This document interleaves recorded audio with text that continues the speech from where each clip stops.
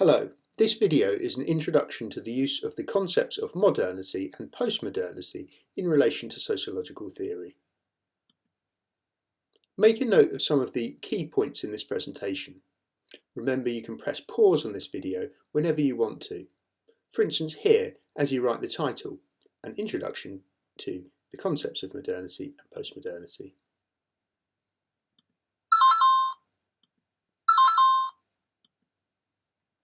It's useful to think about the terms, or concepts, of modernity and post-modernity as though they are specific eras or historical periods.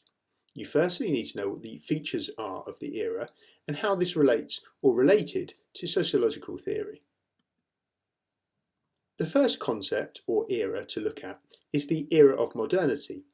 In normal language, modern would refer to something current, such as the new iPhone. But in the context of the sociological debate and your sociology A-level, it has a specific meaning. Modernism refers to particular ways of thinking about the world which have their origin in the Enlightenment of the 17th and 18th centuries. And in this sense, sociology is said to be a product of the modern period or era.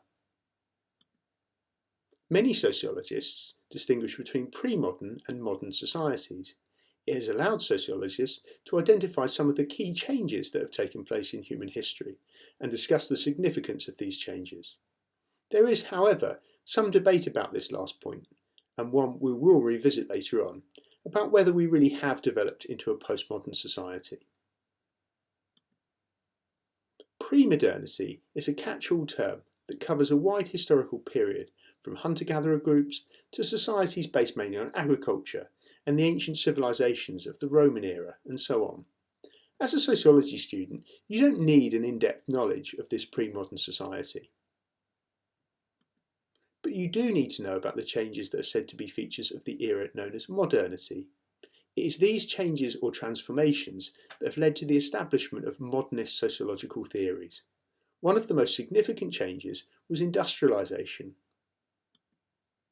This led to significant changes in how we worked, where we worked, and lived.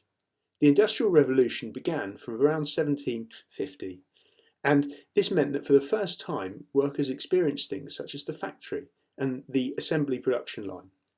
This resulted in the manufacturing of standardized goods for a mass market. Henry Ford reported that he told his management team, "Any customer can have a car painted any colour that he wants, so long as it is black." As people moved away from working in agricultural settings, this gave rise to the process of urbanisation, meaning the populations of towns and cities increased rapidly. People worked for businesses in a capitalist society rather than for themselves.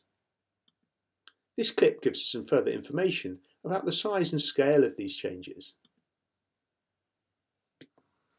Throughout the Victorian era, more and more people moved away from villages and into towns and cities to work for employers who owned factories. The towns where the factories were located grew quickly and dramatically. Take Manchester, for example. In 1801, the population of Manchester was 75,000. In 1821, it was 126,000. In 1851, 303,000. In 1881, 462,000. And by 1901, the population had grown to 645,000. By 1851, for the first time in history, half the population of Britain lived in towns, and the mass of people who had worked on the land now worked in factories and workshops. New social classes emerged in the era of modernity, where work and social class are seen as the main forms of social division and social identity, with culture and politics being seen as class-related. This next clip gives us further insight into the changing nature of work in the era known as modernity.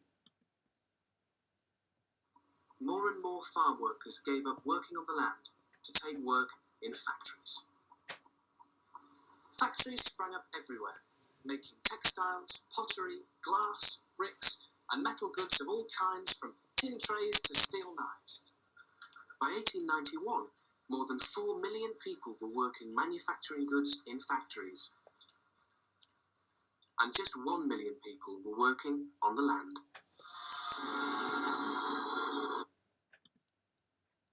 Without even considering what they actually said at this stage, just take a moment to look at these dates. This is when these three prominent modernist sociologists were born and died.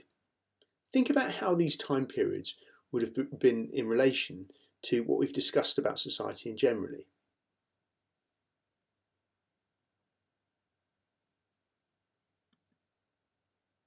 As well as a new way of living and working, another crucial change in the era of modernity was how the world was now explained. Out went tradition and superstition, and in came what is known as enlightenment. Where there was once darkness, there was now light. In the era of modernity, yes, we did eventually gain electricity, but we also gained a new way of thinking and explaining things. This included not only the belief in science, but the overall belief in the ability of human progress and reason. The new world was about getting rid of the old life, with its superstition and tradition, and everyone living where they were born until they died, and nothing ever really changing for anyone. This new world needed explaining, and sociologists such as Marx and Durkheim were some of the people who attempted to explain this new modern world. Modernity was the short label that summed this big idea up. This may help you to picture this process. Modernity provided the social conditions for the establishment of modern sociological theories. Taken together, these changes in society help to facilitate or allow the view that sociological theory and research can provide insight into and explanations of the social world, and these could be used to improve it. In modernity, even though there are different theories, such as Marxism, feminism, functionalism, and so on, they share the belief there is one family type that helps either to maintain society as it is by performing certain essential functions for good or bad. In this case, the modernist sociologists all discuss the same family type, the nuclear family. Whether that family benefits all of society or a certain group is debated, but the similarity is they all talk about the family as though it's one homogeneous unit. We'll come on to this when we look at postmodernism. Some people believe that in the same way that society moved from being in the era of pre-modernity to the era of modernity, so too in recent years we've seen another change. The era of postmodernity is characterised by features, and this has led to a debate about the extent to which society has changed and the sort of approach that can be used in sociology.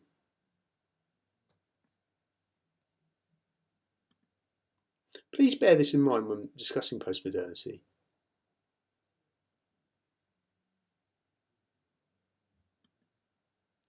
But we must try to summarise it, and we can do this by looking at the main features of the era of postmodernity, how they were different from the period before, and the implications of this with regards to sociological theory. The family provides a good example of how the collapse of social structures means that we cannot make general assumptions about the role of the family, as functionalists attempted to do, for example.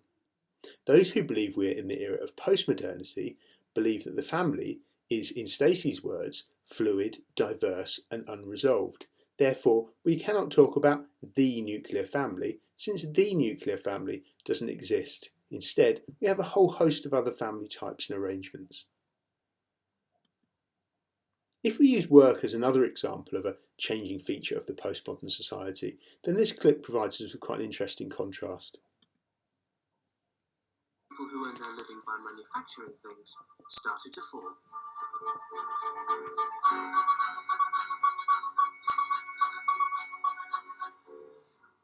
In 1950, 42% of working people were in manufacturing, and 42% of people worked in the service sector. That means doing a job like working in a shop or in a bank. Jobs where people weren't physically making something, they were selling a service. By 1980, only 26% of people earned their wages manufacturing things, and 62% were in service jobs. And during those years, some manufacturing processes disappeared altogether. Today, this old mill houses a whole variety of different businesses, but 70 years ago, inside there, people were spinning and weaving. In the 1930s, over 1 million people in Britain worked in cotton and wool manufacturing. By the 1980s, many of the mills they worked in had closed. As other countries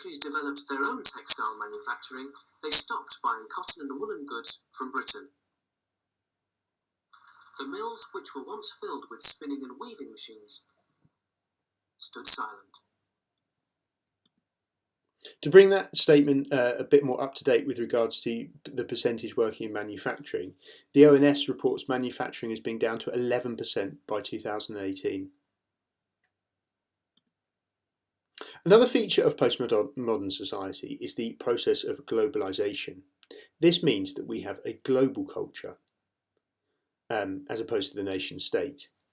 In the global culture or global era, or global village as some people refer to it, time and space has been compressed.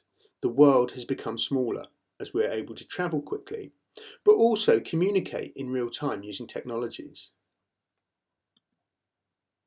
There are a whole host of other features associated with the postmodern era.